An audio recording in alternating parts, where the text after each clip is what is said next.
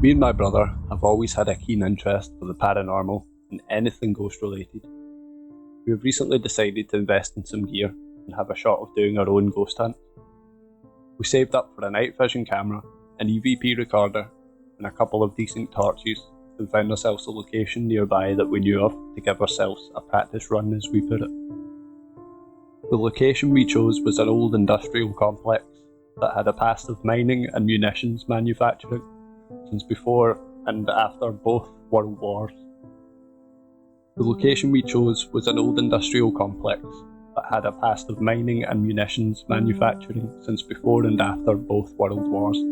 There is a lot of history there, complete with a significant list of disasters said to have taken place there, including several explosions. We picked a dry night, which we were lucky to have in Scotland, and after work at about 10 PM we set out on our first ghost hunt. To get to the location is about a 10-minute drive from the town, with a dark single-track road. There is a small pullover that can accommodate a parked car, and only one, and so we pulled in and stopped the engine.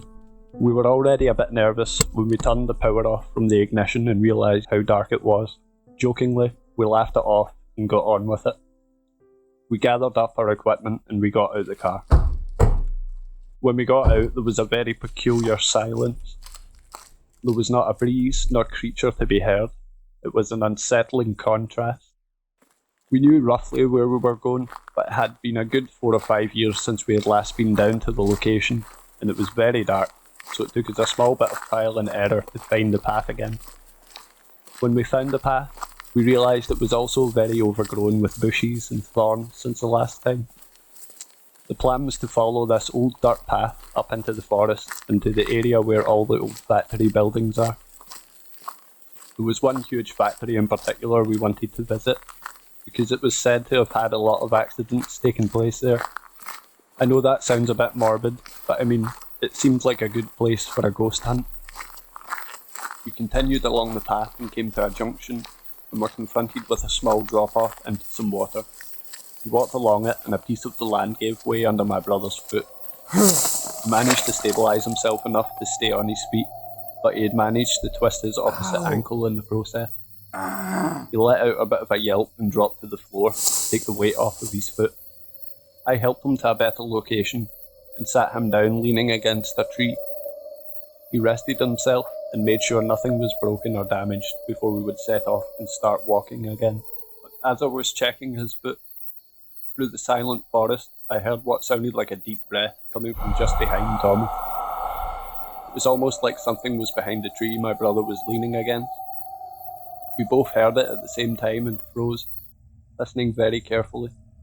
For a few seconds, there was nothing but silence until it was disturbed by the sound of movement coming from, again, what sounded like just on the other side of the tree.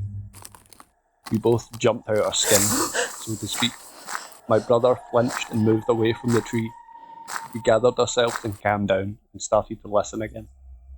We had nothing else, and so I worked up enough courage to peek around, enough with the flashlight to reveal whatever was hiding behind the tree right in front of us. However, to our surprise, there was literally nothing there, but we could both swear there was a presence. We could feel it. We felt at least safe enough to want to move on and kind of debunked it as mostly just us freaking ourselves out in the dark forest. I stopped as we got to the end of the path and had a look around. I don't know, I just felt really unsettled. I felt tense and as if something bad was going to happen. Like a feeling of dread building in my stomach. My gaze was caught by a strange shape I noticed over at the entrance of one of the old tunnels. There was a chain hanging down just under it. As I was focusing my eyes, I could almost just make out what looked like, "Whoa! What the hell?" My brother screams from nowhere.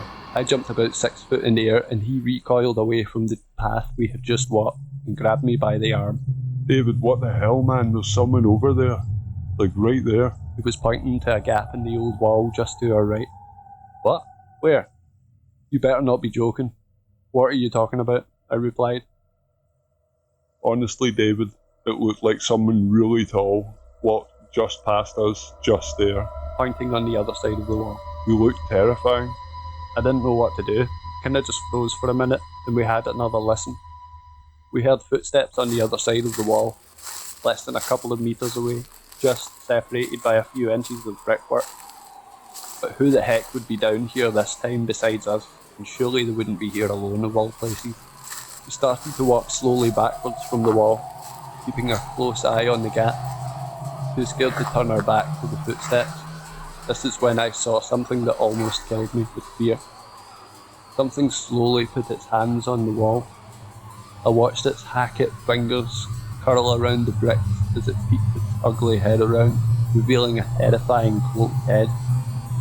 Under the hood was a pale white face staring at us with bloodshot sunken eyes and a mouthful of teeth that would have looked at home on a corpse. We caught only a glimpse because of course as soon as its face was revealed by our torchlight, we turned and ran for our lives. We ran and kept running, making sure to stay right next to each other and stay together. We were so terrified. We were running out of stamina quickly and decided the best thing to do now would be to hide, or at least try and lock down in a room somewhere in one of the buildings, which we did in fact do. We came up to the big factory building. You know, the one I said had loads of accidents in it? Well, it was the closest building that we knew of that had rooms with existing doors that was accessible to us at that time.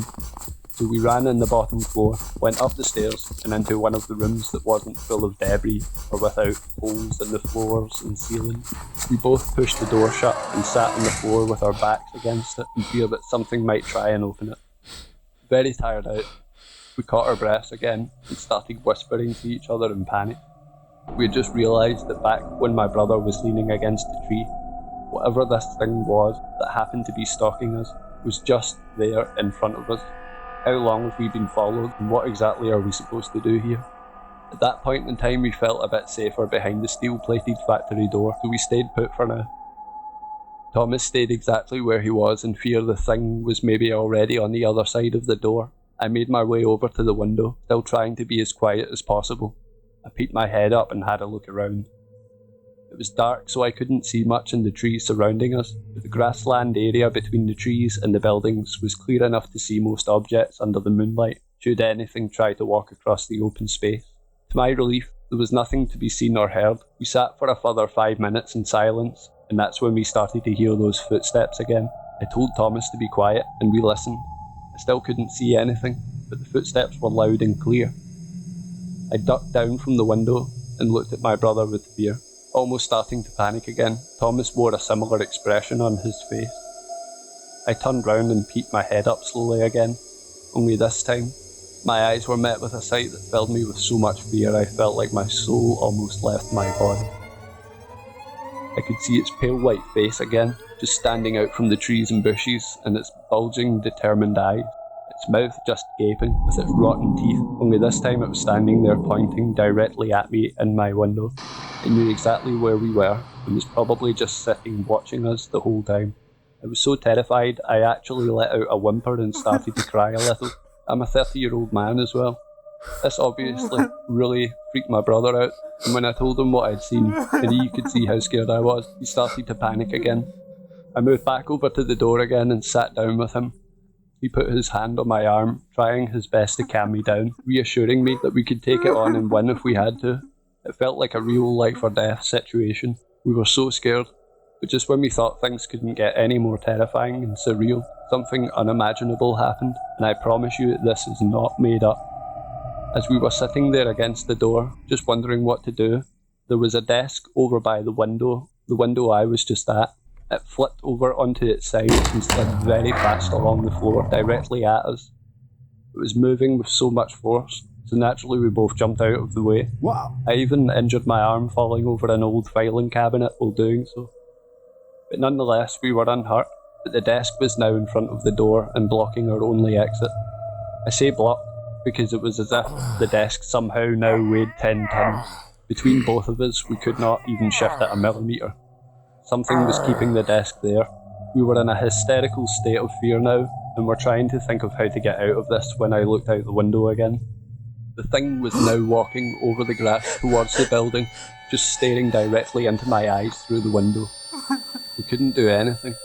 We had to just hopelessly watch it from the window and wait for it to come in the building and up the stairs to us. It got to the building now, and we even heard the door downstairs being pushed open, very violently.